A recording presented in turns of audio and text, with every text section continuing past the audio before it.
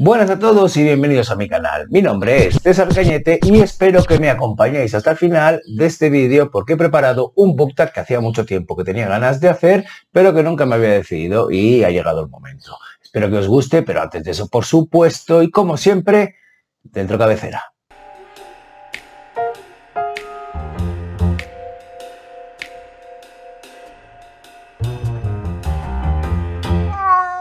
Bien, se trata, como ya habréis visto los más avispados, porque está tanto en el nombre, en el título del vídeo, como en la miniatura que he preparado, del book tag, los derechos del lector, que he visto, y dejadme mirar la chuleta, en el blog Buscando un Dandy, que os voy a dejar su dirección ahí abajo para que vayáis a echarle un vistazo, porque por lo que he visto en su blog tiene un montón de reseñas y tiene un montón de book tags que son muy interesantes y de donde yo he sacado este. No puedo decir que sea el creador o creadora, pero bueno, ahí estará si es que tenéis curiosidad por echarle un vistazo.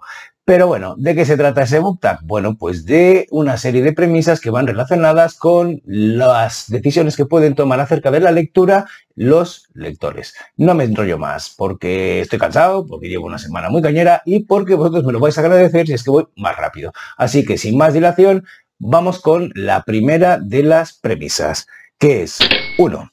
Derecho a no leer. Un libro que no hayas leído, pero cuya adaptación cinematográfica te encante.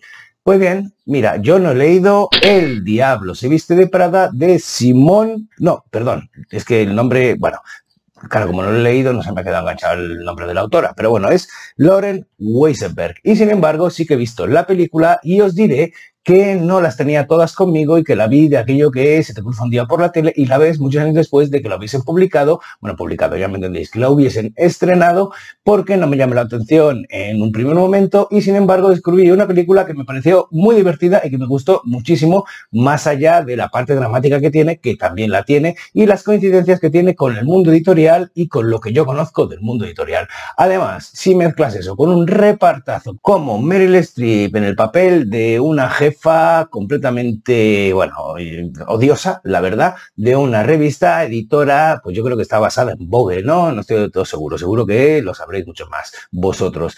De una editora de revistas de moda, que entra Anne Hathaway a trabajar con ella, está Emily Blunt también, que me encanta esta tipa, y está sobre todo Stanley Tucci, que es un actor secundario que me encanta, ya sabéis, el calvito, que sale también, y de paso, mira, también lo menciono, en The Lovely Bones, es decir, Desde mi cielo, no me acordaba cómo era en castellano, la película de Peter Jackson que está basada en una novelaza de Alice Sebold y que os recomiendo muchísimo y que hablé hace eones en alguno de mis book tags.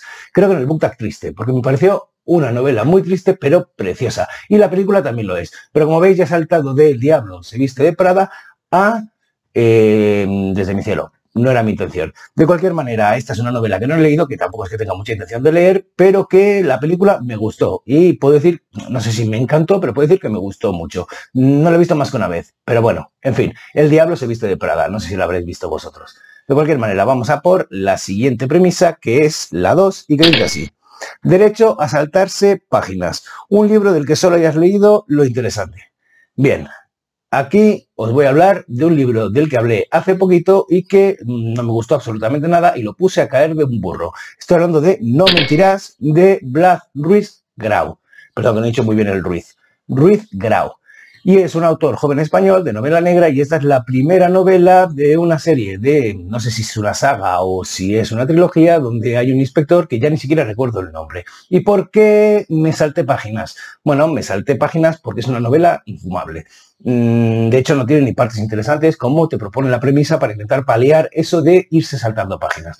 Pero bueno, de cualquier manera, ¿qué le pasa a esta novela? Bueno, pues que no te crees nada, que adolece de muchísimas de las cosas que tienen los thrillers actuales. Y una de ellas, sobre todo, que me ponía nerviosísimo. Y es que el autor se había sobredocumentado tanto que tenía que soltar todo lo que había aprendido sobre ciencias forenses, por ejemplo, para, pues yo qué sé, porque se creía que eso ayudaba a la ficción. Y ese es un error de escritor novel, de principiante, porque no hace ningún bien a la ficción. Es más, es un rollo.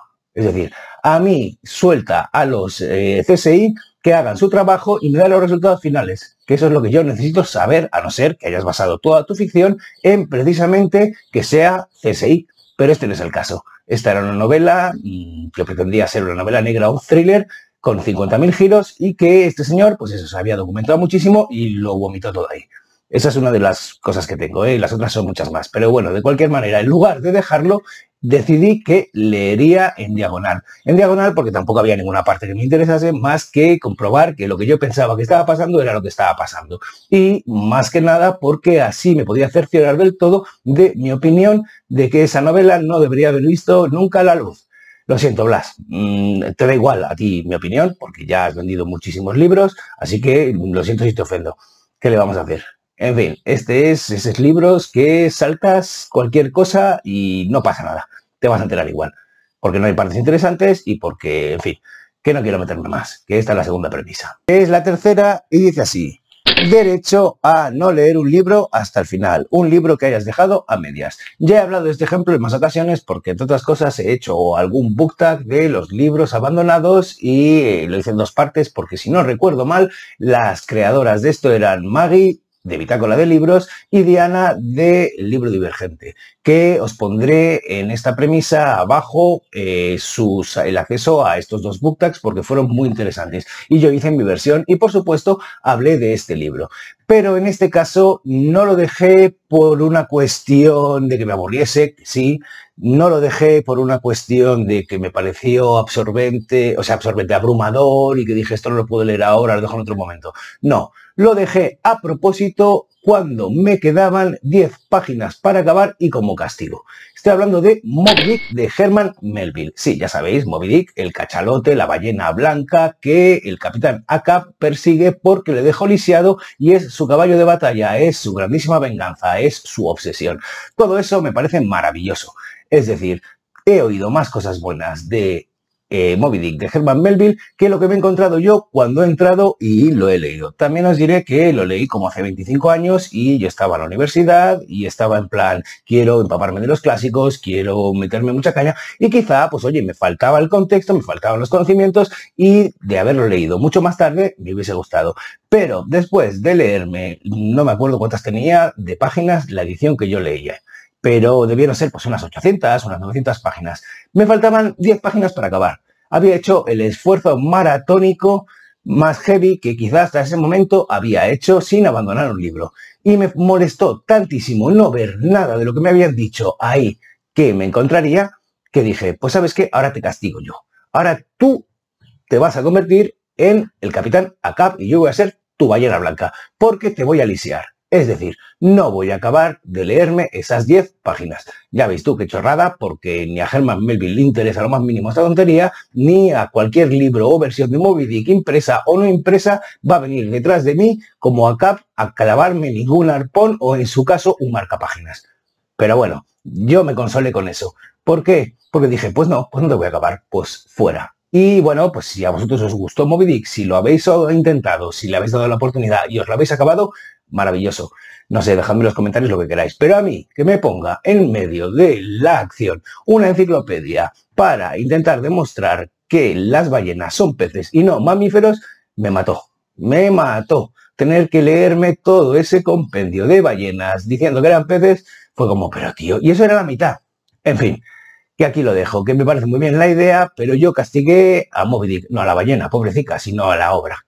Vamos a por la siguiente premisa, que es la cuarta y que dice así: derecho a releer. Un libro que hayas releído varias veces. Yo no suelo releer, lo digo por delante. Bueno, sí, suelo releer los cómics, porque quizá me es más fácil releerlos, pero las novelas no suelo hacerlo. Y cuando lo hago es porque me ha gustado mucho principalmente. O por otra razón que os contaré al final cuando hable del último libro del que os voy a hablar, porque no os voy a dar uno, os voy a dar 4. Los 3 primeros de los que os voy a hablar son libros que he releído porque me han encantado. Y son, por un lado, El juego de Ender, ya sabéis, la obra de Orson Scott Card sobre la escuela de batalla, sobre un joven niño, Ender Wiggin, y una guerra contra los insectores, que os recomiendo muchísimo porque es un pedazo de novela. De hecho, yo cuando era profesor particular lo recomendaba a los críos a los que les daba clase para que se enganchasen en la lectura y por eso lo recomendaba y es un pedazo de libro. Lo he leído casi que en 3 ocasiones. O sea que es quizá el que más he leído. Hace mucho que no lo hago, también.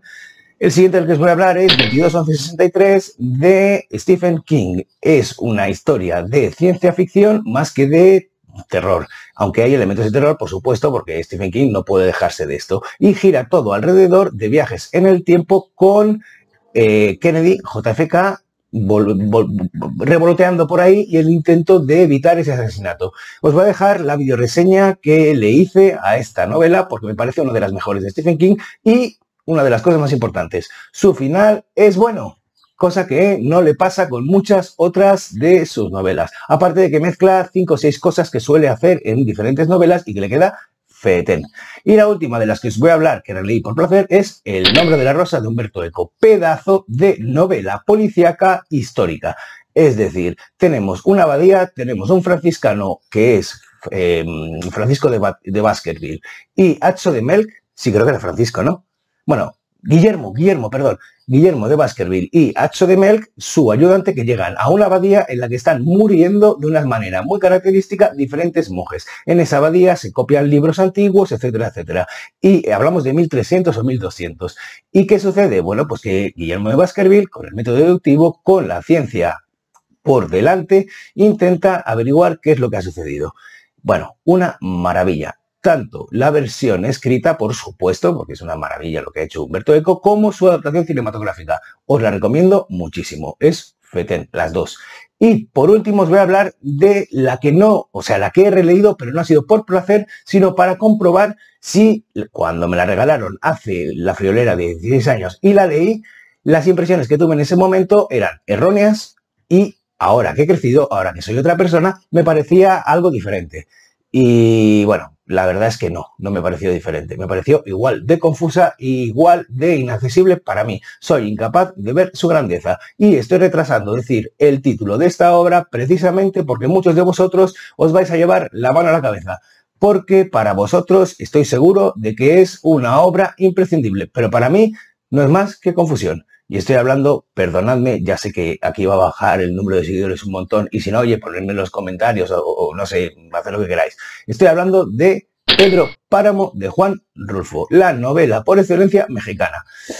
Sí, amigos mexicanos, lo siento mucho. De verdad, me encantaría que me gustase esta novela y que la comprendiese y que no fuera tan inaccesible para mí. Pero no entiendo cómo una novela tan cortita como esta me resulta tan sumamente difícil cuando he dedicado mi vida a la literatura, a leer, a escribir, etcétera, etcétera. Lo siento, no me alcanza la sensibilidad, es lo único que puedo decir. Espero que me perdonéis. Pero bueno, oye, que la he releído y no lo he hecho por placer, lo he hecho precisamente para comprobar si estaba equivocado o si mi sensibilidad había cambiado cuando la leí en un primer momento. Así que nada, hasta aquí los libros que he releído. Bien, vamos a por la quinta, que es Derecho a leer cualquier cosa. Un libro que no tiene buena reputación, pero que te haya gustado. Bien, aquí voy a hablaros de un libro que me parece muy buen libro, pero que creo que no tiene una buena reputación con el paso de los años. No el libro en sí, sino la saga. Sé que tuvo muchísimo éxito allá por finales de los 80, principios de los 90, que es cuando me pilló a mí y me fascinó, pero también sé que no está prestigiada y que a pesar de que fue un bestseller brutal, acabó convirtiéndose más en algo cercano al género de la novela romántica que a una novela histórica como pretendía, novela histórica especulativa, porque por supuesto habla de una época de la historia humana de la que no se tienen tantos registros como para hacer una historia, una novela histórica como las que conocemos de Roma, de Grecia, de, bueno, cualquier momento de la historia en la que queda mucho más documentación. Y os estaréis preguntando de qué habla este tío que todavía no me lo ha dicho, que se calle ya y que me diga cuál es. Os lo digo, El clan del oso cavernario de Jane M. Auel, que es una novela, como decía, de tintes históricos porque la acción está situada en la prehistoria y aquí lo que sucede es que una niña cromañón pierde a sus padres en un terremoto y es recogida después de que la ataque un león cavernario por un clan de neandertales. Bien, una cosa que me parece fascinante de esta novela es lo que se inventa Jane M. Auel, supongo que a partir de toda la documentación que ha hecho, de cómo vivían culturalmente estos neandertales, qué liturgias seguían, qué creencias tenían, qué rollos totémicos, qué animales hay detrás, y con eso crea una historia fascinante en la que hay una lucha entre dos culturas, la de la niña, que no la tiene Ayla, que no la tiene cultura porque es demasiado pequeña, y adopta la cultura de estos neandertales que tienen serias diferencias con ella. Es decir, recuerdan mucho más, ella no recuerda tanto, ellos viven más en un mundo de ideas porque parece que reciben las ideas también del pasado y de una memoria colectiva y ella no lo tiene y por tanto tiene que aprender de otra manera. En fin, no me lío mucho más. Es una pedazo de novela que yo creo que está ahora bastante denostada y que es una maravilla. Que yo, aunque a veces lo digo con la boca pequeña, me parece bueno, ¿qué os voy a decir? Novelón. Y que es una pena que haya adquirido mala reputación con los años y que incluso ahora no la encuentres con tanta facilidad como antes, aunque creo que es un long seller. De cualquier manera, esta es mi respuesta a esta quinta premisa y vamos a por la siguiente, que es la sexta y que dice así. Derecho al bobarismo, un libro con el que hayas fangirleado, bueno, no sé cómo decirlo bien, fangirleado bastante en tu juventud. Y yo no voy a hablar de un libro, voy a hablar de un autor con el que tuve un crush brutal durante mi primera juventud, que no fue otro que Perro Rabioso, bueno, lo voy a decir bien, James Perro Rabioso Ellroy. James Ellroy, autor de novela negra norteamericana que basa la mayoría de sus novelas en los años 50 y 60 en California. Un auténtico perro de presa. Unas novelas, bueno, voy a decir unas cuantas unas cuantas de las que me he leído y unas cuantas que se conocen, que ha publicado, que son, por ejemplo, L.A. Confidential, que os voy a reconocer que yo salté a Ellroy por esa película, porque me encantó la película L.A. Confidential de 1997 y de ahí salté a James Ellroy, la descubrí y me flipó. Y he de decir, aquí lo he de decir, que me gustó más la película que la novela, aunque la novela me encantó. Después pasé a Jazz Blanco, que me flipó, creo que es la que más me ha gustado de esta primera trilogía, que son L.A. Confidential, Jazz Blanco y La Dalia Negra. La Dalia Negra está basada en un caso real en el que apareció una mujer troceada en un parterre y era una aspirante actriz a la que llamaron Dalia Negra. Después también tenemos La Colina de los Asesinatos o Sangre en la Luna o Sangre en la Noche, no me acuerdo exactamente. Pero bueno, que durante un año o un año y medio estuve devorando todas las novelas que se cruzaban por mi camino de James Ellroy. Además, donde compraba yo los libros, que era una cooperativa de libros que se llama Abacus, aquí en Barcelona, en la universidad a la que iba yo, no sé por qué, en aquella época los tenían a 2 euros, 3 euros. ¿Os imagináis? Bueno, lo devoré a muerte. Mi gran crush de la primera juventud fue el autor James Ellroy. Y por supuesto, lo recomiendo. También os digo que mucho más mayor, hace un par o tres de años, he intentado leer alguna que otra novela y me ha costado un poco más porque quizá ya no sintonizo tanto con ese estilo que tiene él y porque, bueno, pues quieras que no, me cuesta separar el autor de la obra y James Ellroy es un poquito facha. Bueno, es un fascista en toda regla. Pero en fin, vamos a por la siguiente premisa, que no es otra que la 7 y que dice así. Derecho a leer en todas partes. Lugar más extraño o peligroso en el que hayáis leído. Bueno, yo he leído en muchos lugares. No sé si han sido peligrosos o no, porque además siempre llevo conmigo un libro. Pero pensándolo y más allá de una localización geográfica concreta que os pueda decir, mira, pues en la punta del volcán del Teide, que a punto de estallar, a punto de erupcionar, o en medio de un maremoto en tal sitio. No, más que eso os voy a decir que donde más peligroso me ha parecido leer, por una cuestión de mareos, ha sido en la ascensión y descenso de un puerto de montaña, que es el puerto de montaña del Escudo, que te une Burgos con Cantabria, y yo, siempre que he pasado por ahí de crío, porque he pasado muchísimas veces por ahí, yo iba leyendo. Iba a mi rollo. Y cuando a la gente le digo que leo en el coche y que incluso lo hago en un puerto de montaña que tiene muchísimas curvas, que sube muchísimo y baja muchísimo, me dicen, pero ¿cómo puedes hacerlo sin vomitar? Pues yo qué sé, ¿qué le voy a hacer? Creo que he desarrollado la capacidad de hacer esto sin vomitar. Así que nada, este es el sitio que quizá más peligroso he leído, o más exótico, o lo que sea. En el coche, a cierta velocidad, en un puerto de montaña, ascendiendo y descendiendo.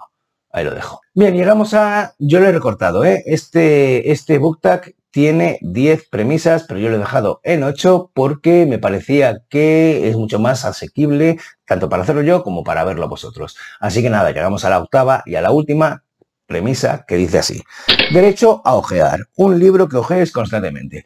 Aquí me he ceñido a lo que dice del libro, aunque los cómics yo los considero libros, y no os voy a hablar de ningún cómic que vaya mirando de vez en cuando, porque a veces cuando me da el crash, el poder magnético con un cómic, no paro de ojearlo, pasen meses, años o lo que sea. Pero como habla de libros, pues os voy a hablar de otro, que es un no ficción de un filósofo eslovaco o esloveno, no estoy del todo seguro, perdóname Zizek, que se llama Slavoj Zizek, y que se titula el libro que voy ojeando de vez en cuando sobre la violencia, que son miradas, análisis sobre la violencia que experimentamos todos los días, seamos conscientes o no, la violencia que es activa, que se ve, que es fácil y cuantificable, y la que no lo es. Es decir, la violencia indirecta, una violencia que parece que no exista, pero que quizá es mucho más nociva porque como no se ve y tiene efectos, no se puede atajar o no se quiere atajar porque precisamente por esos efectos que tiene interesa que siga existiendo porque nadie la identifica y por tanto dejas que suceda. Pues, ¿qué os voy a decir? De hecho, yo saqué de este señor, de esta obra sobre la violencia, un poema de Bertolt Brecht, que es la columna vertebral de mi segunda novela, de una trilogía de novela negra basada en Barcelona o ambientada en Barcelona, que se titula Hijos de la violencia sutil. Si tenéis curiosidad por saber cuál es ese poema del que os he hablado, os diré que se titula La pregunta sobre el bien y que es de Bertolt Brecht, creo que ya lo he mencionado, y que es una maravilla que os recomiendo que leáis, porque es fetén. Bueno, Slavoj Zizek es un filósofo actual que también podréis ver muchos vídeos suyos si es que no lo conocéis ahora, porque hace análisis de cine, porque es un tipo muy divertido y porque, bueno, yo os recomiendo, yo os lo voy a poner ahí abajo, una crítica que hace de Hijos de los Hombres, la película de Cuarón o Iñárritu, ahora no estoy seguro. Bueno, perdonadme, o Cuarón o Iñárritu, me vais a matar, pero bueno, que es con Clive Owen, que es una maravilla y que es divertidísima. Además habla un inglés tan macarrónico que también es divertidísimo. En fin, el libro que voy ojeando de vez en cuando es sobre la violencia de Slavoj Zizek. ¿Y quién me iba a decir a mí que iba a acabar tan rápido? Bueno, a mí me ha parecido bastante rápido porque he ido bastante de corrido ya que tenía las respuestas muy pensadas antes de ponerme a grabar. Bueno, y que además tenía el día de que estoy dando la chapa y no me enclavanco casi nada. Pero bueno, que eso no quiere decir que no me lo trabaje en otras ocasiones. Es que a veces dices una cosa y la gente se la toma por otro lado. De cualquier manera, hasta aquí hemos llegado a el final de este BookTag, de este vídeo. Espero que os haya gustado y que me perdonéis que se me estén cayendo las gafas todo el rato y tenga que ponerme la mano aquí delante porque, ¿qué sucede cuando empieza a hacer calor aquí en mayo en Barcelona? Pues que uno empieza a sudar, y más en esta habitación. Y eso hace que se me caigan las gafas. En fin, que me pongáis en los comentarios que os dé la gana, que yo estoy encantado de volver a responderlos, que si alguno de los libros lo conocéis o lo compartís o os apetece charlar de él, hablemos. En fin, aquí lo dejo del todo y como siempre solo me queda desearos un felicísimo día y mandaros un besazo enorme. ¡Mua!